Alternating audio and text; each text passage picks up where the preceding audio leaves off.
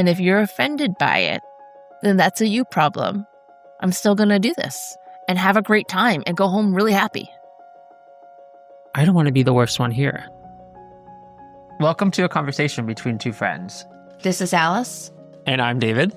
And this is Truthfully Yours. We are by no means experts or teachers, just speaking honestly within the bounds of friendship. If you found your way here, maybe there's something in that honesty meant for you too. We invite you to lean in, and perhaps you'll recognize your own journey in ours. This is a conversation about how Alice found freedom in a dance class, where the music is explicit, the moves are sensual, and the women are supportive, and about how David is faced with how the fear of being the worst person on the field can consume your thoughts. And what happens when you finally stop caring what others think, even when people are offended. This is Truthfully Yours. Now here's Alice and David. Over the past 2 years, I've been doing Zumba. The classes that I tend to go to are ones where I like the music being played, which has sparked a desire to advance in an actual classes at a dance studio. And so I've been wanting to do this for about 4 months. And I know I'm not quite there, but the instructors that I regularly attend their classes are instructors who dance more hip hop, R&B, I would say borderline more sensual. So that's kind of fun, right? That's totally fun. Alice getting her freak on. Yes. I want to tell you about this class. It's so fun, this instructor. And one of these days we are going to have this instructor on the podcast because she actually gives the students a gift because she offers this place of safety and you are seen, right? But the funny thing, when I first started going to this class, I did not know what to expect. And the music she plays, a lot of the songs would be labeled E for explicit, easily. And the women who go there, they are all so supportive. So when we start doing some moves that I would consider, sexy. Yeah, for sure. That's a good way of putting it. Everyone is seriously hyping everybody up. It is like the best. It is literally the best. And then we hype the instructor up when she starts really going at it. And we're all just screaming. And it feels so supportive and people feel so confident because there's moves that we all move together. When I move, you move just like that. Yeah. I want to see you move, David. That would be fun. No, I would be so self-conscious in a class like that. I would be like slowly walking my way out the back door. Confidence can come from so many different sources, right? Like we think of it as just one thing, but sometimes it's the story we tell ourselves before we, picture you, Alice, walking, into your first class.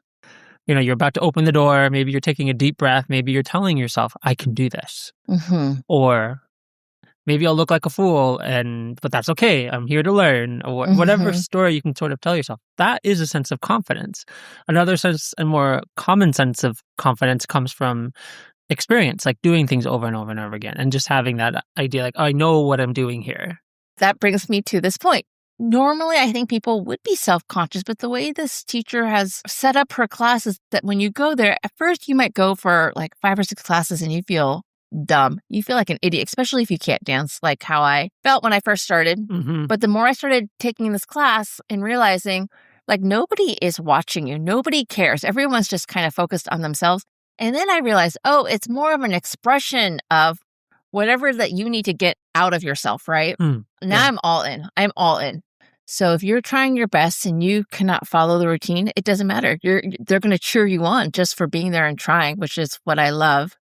And that part of me that was worried about what other people thought, there was something very magical happening in that class, David. What I discovered is dance is such an individual thing that it's not like we're going to perform this, right, for a group or something like that.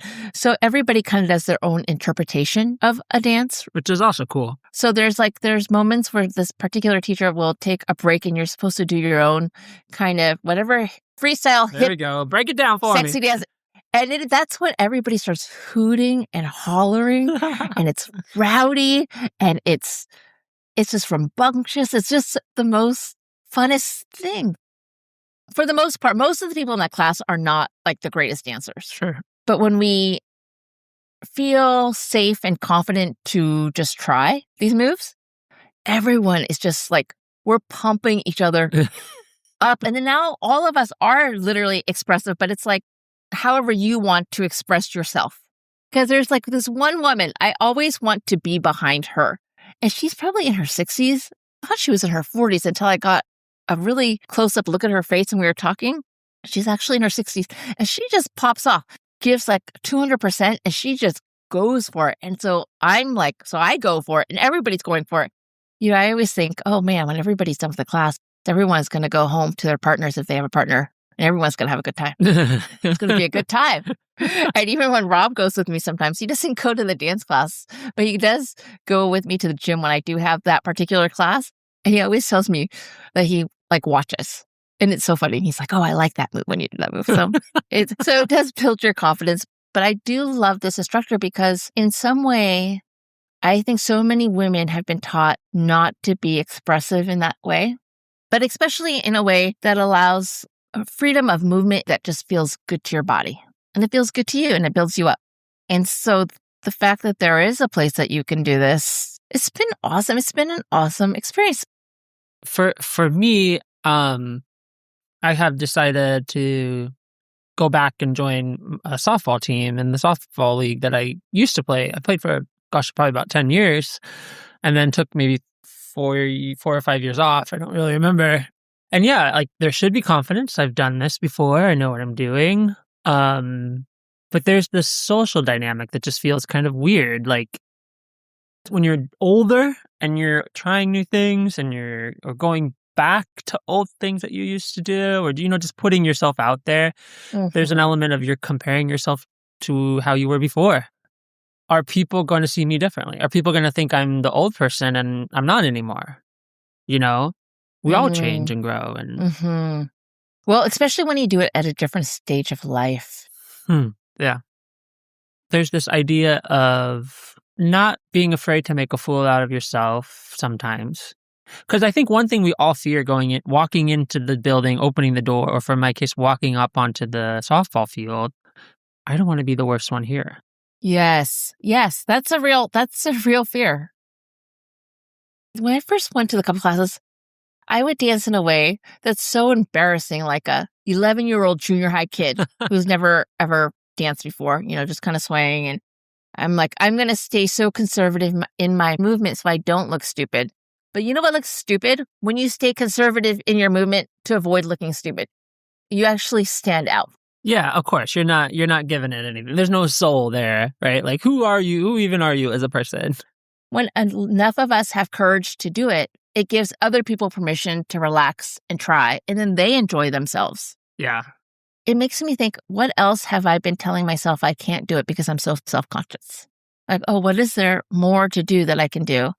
So I can have these experiences and realize that a lot of them were kind of self-limiting beliefs in a way, especially when it comes to being worried about what other people think. Mm-hmm. I would never have thought that I would even be exploring, classes at a dance studio had I not just taken that first step to go. And I stayed with it. And then I realized I have to get over my self-consciousness. Mm-hmm. I was even telling my husband this. At the end of every class, we take a group picture because the instructor says, no picture, no proof. So it's kind of like proof that you were there. And then she posts it on her social media. That is really cool. And I was telling him, how come in every picture that I take with this group, I'm like genuinely smiling because I'm so happy versus just taking pictures of people or, or selfies or whatever. But I can tell in these pictures that I'm genuinely happy. Aww. And there's something about that I think there is a lesson to be learned there for myself, that I should really engage in activities that really make me happy, that bring out the best in me, that allow me to feel free, that allow me to not feel judged by other people, that allow me to let loose without caring what anybody else thinks. There's a freedom in that I don't think that I have ever experienced, ever. Yeah, that is really cool. Freedom! And that's kind of neat that that's arriving at this point in my life. It's very cool. It's very, very cool. This idea of having freedom, experiencing freedom, freedom in your body, freedom in your mind, freedom from fear. That is so profound and powerful at the same time. It does take a degree of like self-strength, right? Like, because there's the freedom from other people's judgments, right? For sure. Like someone could come up to me and say, "You were a dick when you said that joke. I heard it," or da da da. Or someone could come up to you and say, like, "Hey, your dancing is offensive to me and to God, and what if my husband was watching you?" Some stupid shit like that. We could very well take that and be like, "Oh, what did I do wrong?" Like someone else's judgment or opinion, like, attacking us. And you have to sort of say that comes with the territory, could come with the territory. Yeah. Walk me through it for you. How you do you mentally prepare yourself for that in advance? Do you just say, I don't give a shit? Or like, I'll deal with this when it happens? I just detach from people's opinions. If somebody has a problem with it, I'm not going to own their issue that they have with me. Like, deal with it. Deal with your own issue. That's an issue you have within yourself. And sometimes it's an issue of wanting to control other people so that you're comfortable. Right, because you're so clearly in the wrong. I don't think it's that, David. I think sometimes we walk into spaces where people want to feel comfortable. And the idea of somebody doing something that makes them feel uncomfortable all of a sudden, this entitlement that they feel like they have to say something. The idea that people can be offended and try to control something and then want to make you feel bad for you just being yourself is a terrible thing. Because you don't get to set the rules for me. You don't get to decide what's proper for me. Yeah. That's my new model. You don't get to decide. So in terms of trying things, and you were asking me earlier, what I do when I think people might be judging me, I do nothing. I'm just like, I'm going to be me. I'm going to do this. And if you're offended by it, then that's a you problem. I'm still going to do this. And I'm still going to be loud and obnoxious and fun and have a great time and go home really happy. You're probably going to simmer on this. And you're probably going to be complaining about that one crazy woman that you saw doing whatever you saw me do. And you're going to stew on it for a while. And, have fun with that. If you enjoyed today's conversation, subscribe to Truthfully Yours wherever you get your podcasts. New episodes weekly on Thursdays. We'd love for you to share this with someone who might need to hear it.